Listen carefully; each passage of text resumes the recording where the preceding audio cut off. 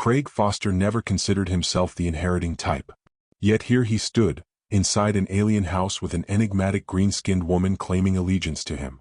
As the footsteps drew closer, Craig realized he wasn't just inheriting bricks and mortar.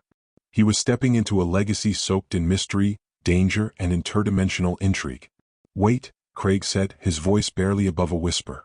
"What happens if I assert my inheritance?" Nana's gaze held his, unflinching. "You accept responsibility for the house, its secrets, and its defenses. But doing so means taking a stand against them." She nodded toward the door where the footsteps were now thunderous. "And if I don't?" Her eyes darkened slightly. "Then they will claim me and this house will fall. You'll be free but not untouched. Their reach extends far." Craig Foster. He swallowed hard, his mind racing. The sphere on the pedestal pulsed softly, its glow growing more insistent, almost like it was urging him to decide. The door burst open and 3 figures stepped in, clad in black tactical suits adorned with glowing insignias. Their leader, a tall, bald man with an air of icy precision, scanned the room. "Craig Foster," he said, his voice a chilling monotone. "You are trespassing on classified property. Relinquish control of the house and we will ensure your safety." Craig blinked. "Classified property? This house is mine. I have the papers to prove it." The man's lips curled into a humorless smile. "You inherited something you don't understand. Walk away now and we'll pretend this never happened." Nana stepped between Craig and the intruders, her posture regal, unyielding. "You have no claim here," she said, her voice a melodic blade. "The house has chosen its custodian." "Stand down, alien," the man snapped. "You're just a—" Before he could finish, the house seemed to groan, its walls vibrating with a low, resonant hum. Shadows deepened and the air grew electric.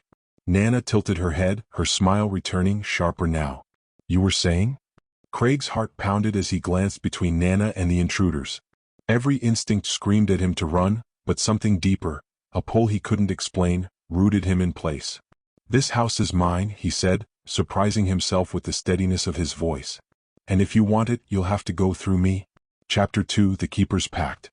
The intruders didn't hesitate. Weapons emerged, sleek, alien-looking devices that crackled with blue energy. Before Craig could react, Nana moved. It was a blur of motion, impossible to follow. One moment she was standing beside him. The next she was disarming the first attacker with an elegant twist and sending him crashing into a bookshelf. The other 2 opened fire, but the house responded. Walls shifted and the floor rippled, absorbing the blasts like a sponge. "Stay close to me," Nana called, her voice sharp but not panicked. Craig ducked as a stray bolt of energy singed the air above him. "What is happening?" "The house is alive, Craig. It protects those it recognizes." The leader barked orders, his calm demeanor slipping. "Focus fire on the alien. Ignore the boy." Craig scrambled toward the pedestal, drawn again to the glowing sphere. Its surface shimmered like liquid light, and as his fingers brushed it, a surge of energy shot through him. The house seemed to react instantly. Lights flared and the walls pulsed in sync with his heartbeat. Craig felt connected. To the house. To Nana. To something vast and unfathomable. Chapter 3: The Nexus Protocol. The battle ended as abruptly as it began. The intruders retreated, their leader glaring at Craig with a promise of future reckoning. "You've made a powerful enemy, Foster," he growled before vanishing into the rain. As the front door slammed shut, the house settled, its eerie hum fading to a low thrum. Craig sank to the floor, his head spinning. Nana knelt beside him, her expression unreadable. "You did well," she said softly. "I didn't do anything," he muttered, staring at his trembling hands. "What was that?" "The house accepted you," she said, her tone reverent. "It recognized your will and responded. You're not just its owner, Craig. You're its anchor." He looked up at her, confusion warring with exhaustion. "Anchor? What does that even mean?" Nana hesitated, then reached for his hand. Her touch was cool, grounding. "It means you're part of something much larger than yourself. The house is a gateway, Craig. To other worlds. Other realities. Your uncle understood that, but he only scratched the surface." Craig's mind reeled. "So what now?" Nana smiled, a genuine, almost tender expression. "Now we prepare. There are forces out there that will stop at nothing to claim this place. To control me. But together," her eyes glowed faintly, filled with an unshakable determination. "We can protect it. Protect us." Craig nodded slowly, the weight of his inheritance settling on his shoulders. He didn't know what the future held, but one thing was certain. He wasn't alone anymore. And for the first time in years that gave him hope. Chapter 4, Shadows in the Rain. Craig sat in his uncle's study, staring at the journal spread before him. The cramped, erratic handwriting crawled across the pages like an organism, its words laced with urgency. Phrases like dimensional thresholds, resonance keys, and nexus alignment leapt out at him, but their meanings eluded him entirely. Nana stood by the window, her dark silhouette framed by the rain-streaked glass. "You're troubled," she said, not turning to face him. Her voice was soft now, free of the tension it had carried earlier. Craig looked up from the journal. "Troubled? That's an understatement. 10 hours ago, I thought the biggest problem in my life was meeting a deadline. Now, I'm apparently the custodian of Ascension Mansion, dealing with alien technology, interdimensional threats, and you." Nana tilted her head slightly, her long dark hair catching the faint light from the study's lamps. "I understand this is overwhelming, but it's not a burden you bear alone." "Feels like it," Craig muttered, closing the journal with a soft thud. "The house might recognize me, but I don't know the first thing about whatever all this is. My uncle clearly had years to figure it out. I don't have that luxury." "Your uncle left more than this journal," Nana said, finally turning to him. Her jade-green skin shimmered faintly in the dim light, and her luminescent eyes locked onto his. "He left me. And I can teach you what you need to know." Craig frowned. "Why? Why are you so invested in helping me?" For a moment, Nana didn't answer. She approached the desk, her steps light but deliberate. "Because I am bound to this house, and to you. That is the truth of my existence. But there is more to it than obligation. Marcus, your uncle, he was a good man and he believed in something greater than himself. I see that same potential in you, Craig Foster." "Great," Craig said dryly, leaning back in the chair. "Another impossible legacy to live up to." Before Nana could respond, the house shuddered. The motion wasn't violent, but it was unmistakable. The walls seemed to breathe and the lights dimmed briefly. Nana's posture stiffened and her glowing eyes narrowed. "What was that?" Craig asked, standing. Nana extended her hand, and Craig noticed faint, intricate patterns ripple across her skin like veins of light. "We're not alone," she said, her voice low and taut. The rain had stopped, but the air hung heavy with moisture. Craig followed Nana to the front door, his unease growing with each step. The house's AI chimed in his neural interface. "Unidentified life forms detected in the western perimeter," it said in its calm, neutral tone. "No known signatures found in local databases." Craig glanced at Nana. "What's out there?" She didn't answer immediately. Instead, she opened the door and stepped onto the front porch. The mansion's floodlights activated, casting long shadows across the pristine lawn and the towering wrought iron gates beyond. Craig's breath caught. Figures moved in the distance, at least half a dozen, humanoid in shape but wrong in subtle, unsettling ways. Their limbs were too long, their movements too fluid, as if gravity was an afterthought. They were cloaked in black, their forms flickering like static against the backdrop of the mansion's carefully curated garden. "What are they?" Craig whispered, his voice tight. "Hunters," Nana replied, her tone grim. "They've come for the house, and for me." Craig's pulse quickened. "What do we do? Can the house stop them?" "The house will defend itself," Nana said. "But only if you command it." Craig blinked. "Command it? Oh, I don't even." Nana grasped his arm, her grip firm but not harsh. "Focus, Craig. The house is attuned to you now. Close your eyes. Feel its rhythm. Speak its will." "That's not helpful," Craig protested, but Nana's unwavering gaze left no room for argument. With a deep breath, he shut his eyes, trying to tune out the chaos of his racing thoughts. At first he felt nothing, just the weight of the moment crushing down on him. Then faintly he became aware of a pulse. It wasn't the pounding of his own heart but something deeper, more ancient. The house. It was alive and it was waiting for him. "Defend," Craig murmured, the word escaping his lips unbidden. "Defend the house." The response was immediate. The air around the mansion seemed to ripple, and a low, resonant hum rose from the ground. The floodlights brightened, casting harsh, unrelenting beams toward the intruders. The wrought iron gates groaned, twisting and locking together in a web of impenetrable metal. The garden itself shifted. Vines writhed and thickened, forming barriers that bristled with sharp thorns. The figures paused, their movements stuttering as if unsure of how to proceed. Then one of them raised a long, clawed hand and screeched, a sound that made Craig's stomach lurch. "They're testing the defenses," Nana said, her voice steady but urgent. "We don't have much time." What do they want? Craig asked, his eyes fixed on the intruders. The house. You? Both, Nana said. The house is a nexus, Craig, a point of convergence for dimensions. It's a source of unimaginable power, and beings like them will do anything to claim it. Craig felt a knot of anger twist in his chest. Well, they're not getting it. Nana smiled faintly. Good. Then we fight. The intruders advanced, their flickering forms surging forward like liquid shadows. The house's defenses responded in kind. Vines lashed out, striking with the precision of whips. The ground beneath the figures shifted, turning into pits of quicksand-like muck that clung to their movements. But the attackers were relentless, adapting to each obstacle with unnatural ease. Craig stood frozen on the porch, his mind racing. This isn't enough, is it? No, Nana admitted. The house is strong, but it's not invincible. You must strengthen its will.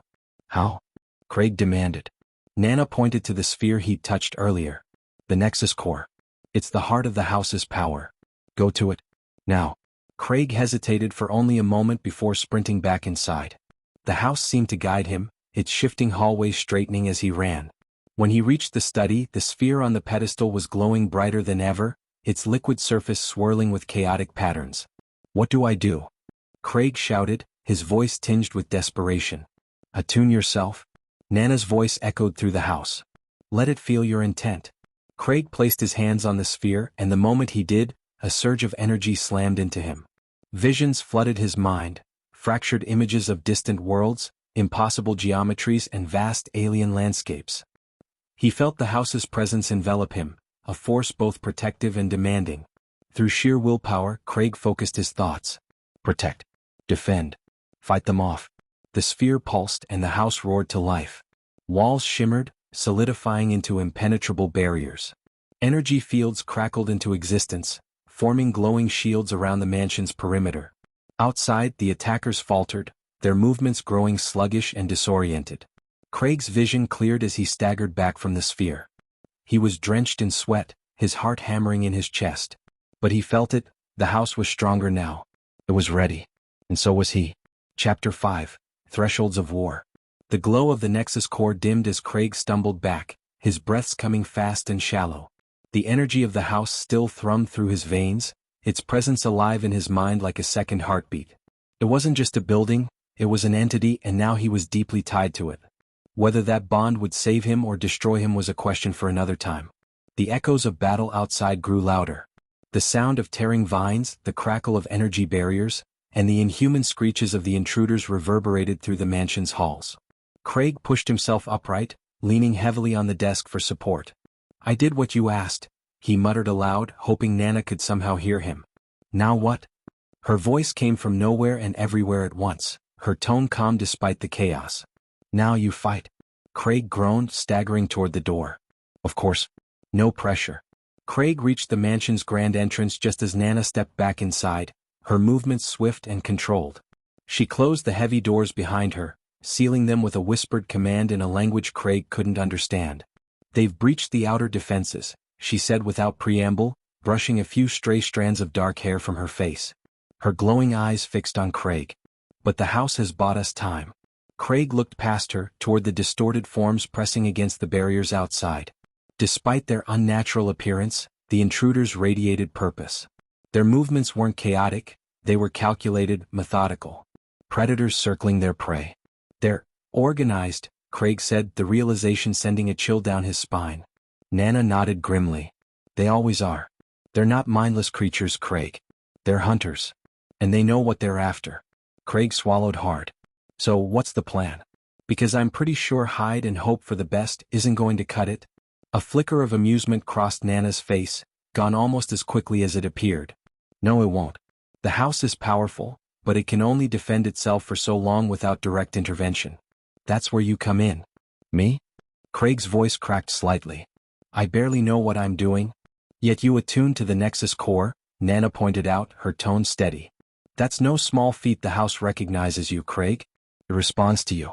And that gives us an advantage. Craig glanced back toward the study, where the core pulsed faintly in the distance. So, what? I just keep telling it to defend and hope it works? Not exactly. Nana stepped closer, her gaze intense. The core is a conduit, a way to channel the house's power. But it's not limitless. If we're going to repel these intruders, you'll need to guide it more precisely. And how do I do that? Craig asked, his frustration bubbling to the surface. I don't even understand half of what's going on. Nana placed a hand on his shoulder, her touch firm but not unkind. Focus on what you do understand. The house is alive. It responds to intent. Trust your instincts, Craig. They brought you this far. Before Craig could respond, the mansion shuddered violently. A sharp, metallic screech pierced the air, followed by the sound of splintering wood. Nana's eyes widened and she spun toward the door. They're inside, she said, her voice low and cold. Craig felt a surge of panic. What? Oh, I thought the house.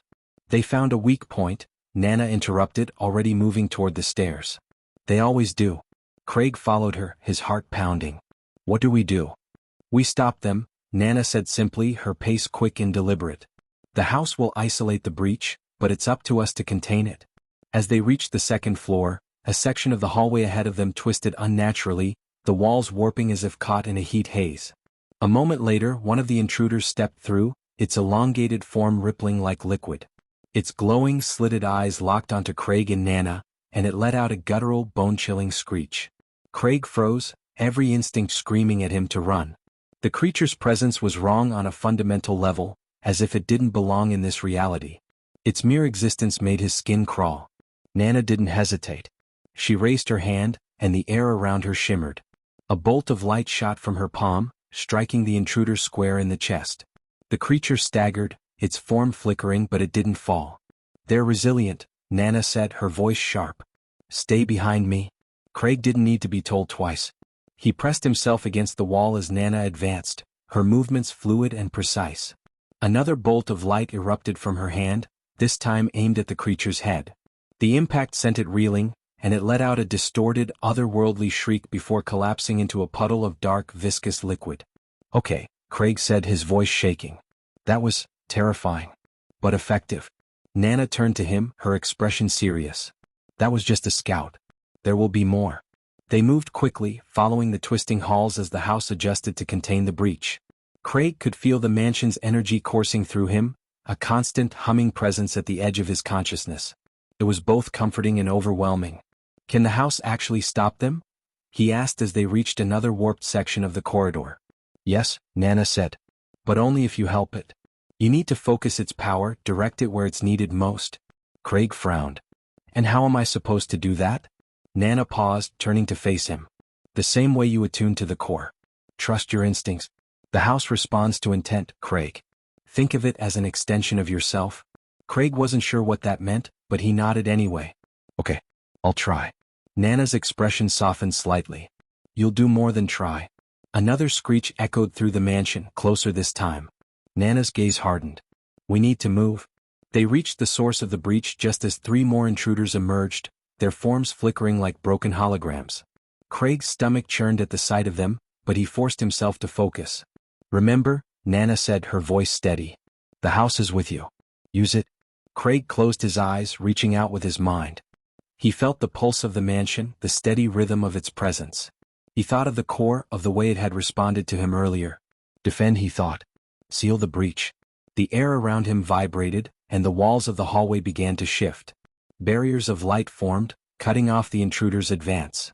The creatures screeched in frustration, clawing at the energy fields, but they couldn't break through.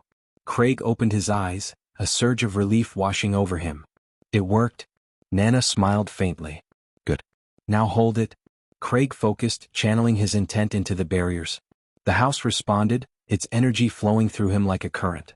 He could feel the intruder's efforts to break through, but the defenses held firm. Nana stepped forward, her hands glowing with light. Now we finish this.